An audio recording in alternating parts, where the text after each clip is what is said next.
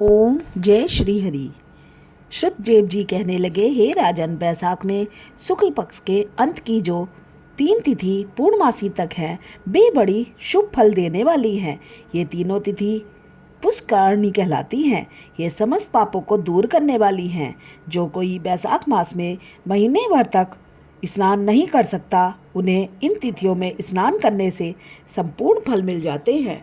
संपूर्ण देवता त्रयोदशी के दिन इकट्ठे होकर जीवों को पवित्र करते हैं। पूर्णमासी के दिन विष्णु भगवान के संग संपूर्ण तीर्थ इकट्ठे होते हैं। चतुर्दशी के दिन यज्ञ सहित सब देवता उन्हें पवित्र करते हैं। कोई कैसा ही ब्रह्मघाती अथवा मदपान करता हो, सबको पवित्र करती है। प्राचीन काल में वैशाख की एकादशी के दिन विष्णु भगवान के अमृत उत्पन्न किया, द्वादशी के दिन उसकी रक्षा की, त्रयोदशी के दिन देवताओं को अमृत पिलाया और चतुर्दशी के दिन देवताओं के विरोधी दैत्यों का नाश किया तथा पूर्णमासी के दिन देवताओं ने अपने राज्य को प्राप्त किया। इससे देवताओं ने प्रसन्न हो इन तीनों तिथियों को प्रीतिपूर्वक प्रफुल्लित चित्त से वरदान दिया। वैशाख मास की ये तीनों तिथियां शुभ है, पुत्रादि फल देने वाली और मनुष्य के पापों को दूर करने वाली है। जो अधम मनुष्य संपूर्ण वैशाख मास में स्नान नहीं कर सकते, वह इन 3 तिथियों में स्नान करके पूर्ण फल प्राप्त कर सकते हैं। जो मनुष्य इन तिथियों में स्नान नहीं करते, चांडाल की योनि पाते हैं और फिर रोनब नरक में जाते हैं।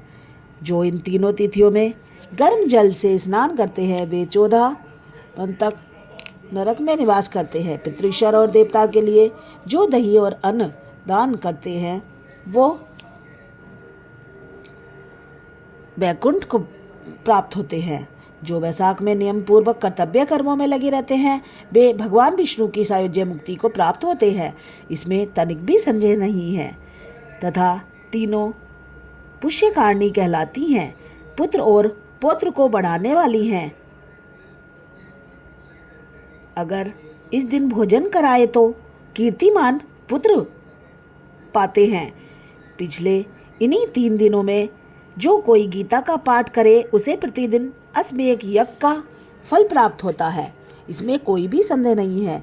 जो इन 3 तिथियों में विष्णु सहस्त्र नाम का पाठ करता है, उसके पुण्य के फल कहने से ही किसी से भी स्वर्ग अथवा पृथ्वी में सामर्थ्य नहीं रखता। पूर्णमासी के दिन को कोई सहस्त्र नाम का पाठ करे और एक एक नाम पर मधुसूदन भगवान को दूध से स्नान कराए, तो सब पाप दूर हो जाते हैं और वह विष्णु लोक को जाते हैं। जो सभी उत्तम उत्तम पदार्थों द्वारा मधुसूदन भगवान का पूजन करें, तो कल्पांत में भी उनके पुण्य क्षीण नहीं होते। जो कोई मनुष्य बैसाख में स्नान आदि करता है, वह सभी अपने पापों को घटित कर देता है।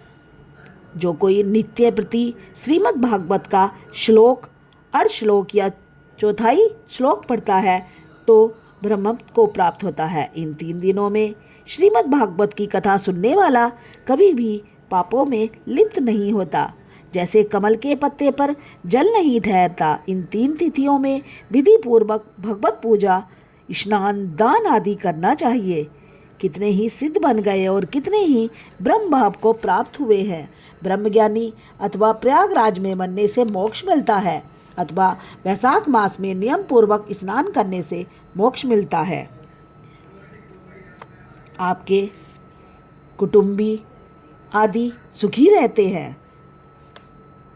हे देव, हे जगन्नाथ, हे संपूर्ण पापों के नाश करने वाले पापी मनुष्य, हम में स्नान करके पापों का हमारे बीच में छोड़कर आपके धाम को चले जाते हैं। तो हे प्रभु, हम तो आपके आज्ञाकारी हैं, अतः ये पाप है जनार्दन, हमसे कैसे दूर होंगे। हे प्रभु, हम आपके चरणों की शरण के इच्छुक हैं, कोई उपाय हमारे सामने कहिए। जब तीनों ने ऐसी प्रार्थना की, तब भूत भवन भगवान हंसते हुए मेघ जैसी गंभीर वाणी में बोले, वैशाख के महीने में मेष की संक्रांति में शुक्ल पक्ष में जो अंतिम दिन है, वे 3 दिन सर्व तीर्थ में पुण्य रूप है और मेरे प्राण प्यारे हैं। इनमें सूर्योदय से पहले स्नान कर जल से बाहर आ जाए, जिससे वह सब प्रकार से पाप से छूट पुण्य रूप और निर्मल हो। उन 3 दिवसों के बीच जो कोई स्नान नहीं करते उन मनुष्य में पाप स्थिर रहता है। जो पाप दूसरे तुम्हारे बीच में उनसे निकलकर इकट्ठे हुए हैं, जो मनुष्य इस प्रकार तुम्हारे बीच में पाप छोड़ गए हैं, वह उनमें रहते हैं। ऐसा तीर्थपाद विष्णु भगवान ने तीर्थों को वरदान दिया और ऐसी आज्ञा बेयोग जल बल में वही अंतर ध्यान हो गए और सब तीर्थ अपने अपने धाम को चले आए। प्रतिवर्ष बैसाख के महीने में पिछले 3 दिनों में जब अपने अपने पापों को छोड़ निर्मल होते हैं, जो बैसाख के पिछले 3 दिनों में स्नान नहीं करते, उन्हीं के ऊपर सब मनुष्यों के पाप आकर ठहर जाते हैं। इस प्रकार स्नान न करने वाले मनुष्य को तीर्थ साप देते हैं। जो कोई इन 3 दिनों में स्नान करता है उसे पुण्य प्राप्त होता है। हे जो इन कर्मों को न करे वह 14 अदन तक नरक में पड़ा रहता है। इस प्रकार संपूर्ण बैसाख का महात्म्य महाबुद्धिमान श्रुति कीर्ति के आगे कहा हुआ जैसे जैसे सुना या देखा तदनुसार ही माधव मास की कथा वर्णन की गई है। इस महात्म्य को पूरी रीति से वर्णन करने की सामर्थ्य तो ब्रह्मा की भी नहीं। पहले कैलाश के शिखर पर बैठकर पार्वती जी ने महादेव जी से पूछा, तब महादेव जी 100 वर्ष तक यही कथा कहते रहे तो भी पूरी न हुई। तब असमर्थ हो चुप हो गए। विष्णु भगवान जगन्नाथ श्री नारायण के बिना कोई भी बैसाख मास का वर्णन पुण्यता नहीं कर सकता।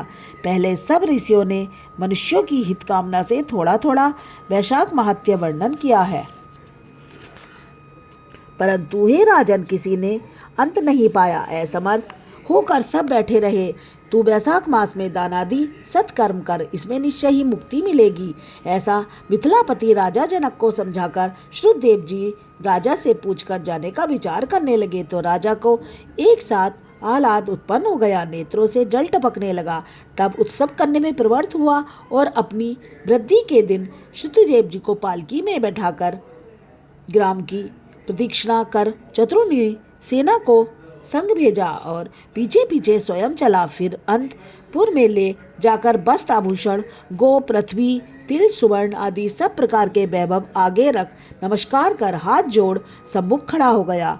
तब महातेजस्वी महायशस्वी श्रुतदेव जी अत्यंत संतुष्ट हो प्रसन्नता पूर्वक अपने धाम को गए। तब नारद जी कहने लगे कि राजा अम्बरीश, यह परम अद्भुत आख्यान मैंने तुम्हारे सम्मुख वर्णन किया, जिसके सुनने से संपूर्ण पाप नष्ट हो जाते हैं और सब प्रकार की संपत्ति मिलती है। इसी से भोग ज्ञान और मोक्ष प्राप्त होते हैं। नारद जी के ऐसे वचन सुनकर महायशस्वी राजा अम्बरीश मन ही मन ऐसा प्रसन्न हुआ कि बाहर के सब व्यापार छोड़ दिए और दंड की तरह पृथ्वी पर गिर सिर से प्रणाम करने लगा तथा सब प्रकार के ऐश्वर्यमान पदार्थों से नारद जी की पूजा की। फिर भगवान नारद जी राजा से पूछकर अन्य लोक चले गए, क्योंकि शाप के मारे वे एक जगह नहीं रहते थे। राजर्षि अम्बरीश भी नारद जी के कथानुसार शुभ कर्मों का आचरण करते हुए निर्गुण भगवान में लीन हो गए। सूत जी बोले, जो कोई इस पाप के नाश करता और पुण्य के बढ़ाने वाले परम अद्भुत आख्यान को सुनता है वह परम गति को प्राप्त होता है, तथा जिसके घर में हाथ की लिखी हुई पुस्तक है उसके हाथ तो मुक्ति ही है। ओम। वैशाख मास महात्म्य अध्याय 25 समाप्त। ओम श्री हरि। जय श्री हरि।